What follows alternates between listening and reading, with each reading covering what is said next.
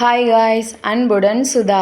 நாம் இன்றைக்கி டிஃப்யூசர் தான் பார்க்க போகிறோம். நம்ம வீட்டில் இருக்கிற பொருளை வச்சு நான் கோக் டின்னோட அடிபாகத்தை கட் பண்ணி எடுத்திருக்கேன். 2 எடுத்திருக்கேன். நீங்கள் வேணால் 1 கூட யூஸ் பண்ணிக்கலாம். நான் அதோட 2 சைட்லேயும் ஹோல் போட்டிருக்கேன். நீங்களும் நான் வீடியோவில் காட்டுற மாதிரி 2 பக்கமும் ஒரு இதில் மட்டும் ஹோல் போட்டு எடுத்துக்கோங்க.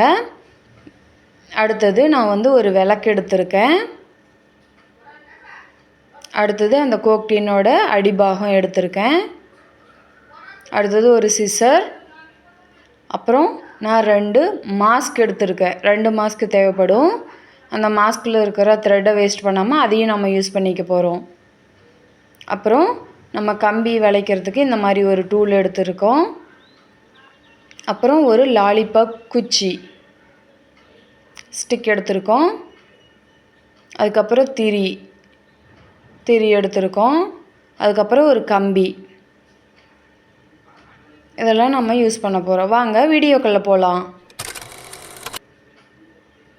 நான் ஒரு டப்பா எடுத்திருக்கேன். இதில் அரிசி ஃபில் பண்ணி வச்சுருக்கேன். நீங்கள் உங்கள் ஹைட்டுக்கு தேவையான மாதிரி நீங்கள் ஏதாவது டப்பாவோ இல்லை ஒரு ட்ரீ மாதிரி கூட எடுத்துக்கலாம். அதுக்கப்புறம் நான் மாஸ்கை கட் பண்ணி அதுக்குள்ளே இருக்கிற பிளாஸ்டிக் ஒயரை வெளியே எடுத்துக்கிறேன். அந்த பிளாஸ்டிக் ஒயருக்குள்ளே ஒரு கம்பி இருக்கும். அந்த கம்பி தான் நம்மளுக்கு வேணும். அதனால் நான் அந்த பிளாஸ்டிக்கை கட் பண்ணிவிட்டு அந்த கம்பியை மட்டும் எடுத்திருக்கேன். நீங்கள் ஜுவல் மேக் பண்ணுறதுக்கு டூல்ஸ் வச்சுருப்பீங்கள்ல, அந்த ஒயர் கூட யூஸ் பண்ணிக்கலாம். த்ரெட்டு யூஸ் பண்ணிடாதீங்க, த்ரெட்டு வேண்டாம். அதுக்கப்புறம் நான் அந்த ஹோல்குள்ளே அந்த கம்பியை விட்டு நம்ம அதை சுற்றி விட்டுக்கலாம், பிரிஞ்சு வராத மாதிரி. அதே மாதிரி இன்னொரு பக்க ஓட்டையிலையுமே நம்ம அந்த கம்பியை நல்லா பிரிஞ்சு வராத மாதிரி சுற்றி விட்டுக்கலாம். நம்ம இப்படி செஞ்சிட்டோம். அதுக்கப்புறமேட்டு 2 கம்பியும் ஒன்றா சேர்த்தி நம்ம முறுக்கி விட்டுக்க போகிறோம். ஒரு ஹேங்கிங் மாதிரி நம்ம ரெடி பண்ணியிருக்கோம் இப்போ. அப்புறம் இந்த டப்பாவில் நான் அந்த லாலிபாப் குச்சி வச்சு 2 பக்கமும் கட்டி அதை டைட்டாக இழுத்து முடிச்சு போட்டு வச்சுருக்கேன். இது அந்த குச்சி கீழே விழாமல் இருக்கிறதுக்காக தான் இந்த எஃபெக்ட்டு. நீங்கள் க்ளூ கூட அப்ளை பண்ணி ஒட்டிக்கலாம். இல்லைன்னா நீங்கள் ட்ரீ மாதிரி செட் பண்ணி கூட அதில் கூட நீங்கள் ஹேங்கிங் பண்ணிக்கலாம். நான் இந்த மாதிரி அந்த குச்சியில் நம்ம ஹேங் பண்ணி வச்சுருந்த அந்த ஹேங்கிங்கை மாட்டிக்கிறோம்.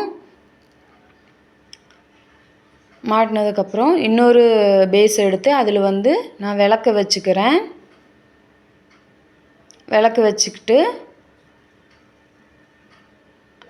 அந்த கம்பியை எடுத்துக்கிறோம். இது எதுக்காக அப்படின்னா அந்த திரியை நிற்க வைக்கிறதுக்காக தான். நான் வீடியோவில் காட்டியிருக்கிற மாதிரியே இந்த கம்பியை ஒரு சர்க்கிள் ஷேப்பில் நம்ம வளைச்சி விட்டுக்கிறோம். பார்த்து சேஃபாக பண்ணுங்கள். நம்மளோட சேனலை லைக் பண்ணுங்கள், சப்ஸ்கிரைப் பண்ணிக்கோங்க. முடிஞ்ச அளவுக்கு நம்மளோட வீட்டில் இருக்கிற பொருட்களையே யூஸ் பண்ணி நம்ம செஞ்சிட்ருக்கோம். இந்த மாதிரி அதோட எண்டிங்கில் ஒரு சின்ன 0 ஷேப்பில் நம்ம வளைச்சி விட்டுருக்கோம், வீடியோவில் காட்டுற மாதிரி. அதுக்குள்ளே தான் நம்ம திரியை இன்சர்ட் பண்ண போகிறோம்.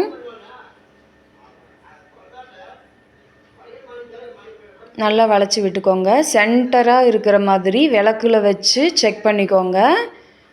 சென்டராக இருக்கணும். திரி வச்சோம்னா திரி விளக்கோட சென்டரில் எரியிற மாதிரி பார்த்து அதை சரி பண்ணி நீங்கள் வச்சுக்கோங்க. இப்படி தான் இருக்கும். இதுக்குள்ளே நம்ம இப்போ திரியை போட்டு வச்சு பார்க்கலாம். நான் அந்த கம்பியை எடுத்துக்கிறேன். எனக்கு தேவையான ஹைட்டுக்கு நான் வச்சுட்டு திரியை எடுத்து அந்த சின்ன ஓட்டைக்குள்ளே நம்ம இன்சர்ட் பண்ணி நம்ம விளக்குக்குள்ளே வச்சிடலாம்.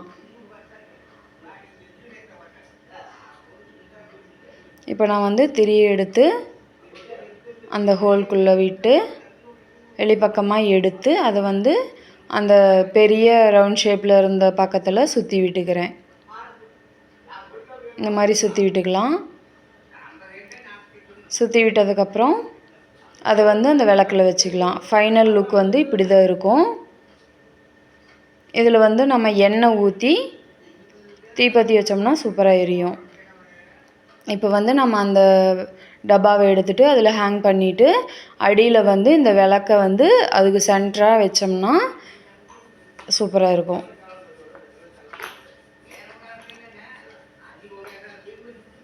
லைக் பண்ணுங்கள், சப்ஸ்கிரைப் பண்ணுங்கள்.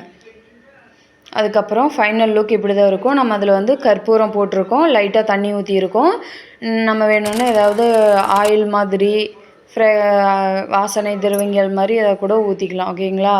அடுத்தது நம்ம அடியில் தீபர்த்தி வச்சோம்னா நம்மளுக்கு அந்த கற்பூரம் வந்து தண்ணியில் கரைஞ்சி ஆவியாகி போகிறதுனால நமக்கு வீடே வந்து கற்பூர ஸ்மெல் வந்து நிறைஞ்சிருக்கும். சூப்பராக இருக்கும். ட்ரை பண்ணி பாருங்கள். ரொம்ப வாசனையாக இருந்துச்சு. நான் ட்ரை பண்ணி பார்த்தேன். அன்புடன் சுதா.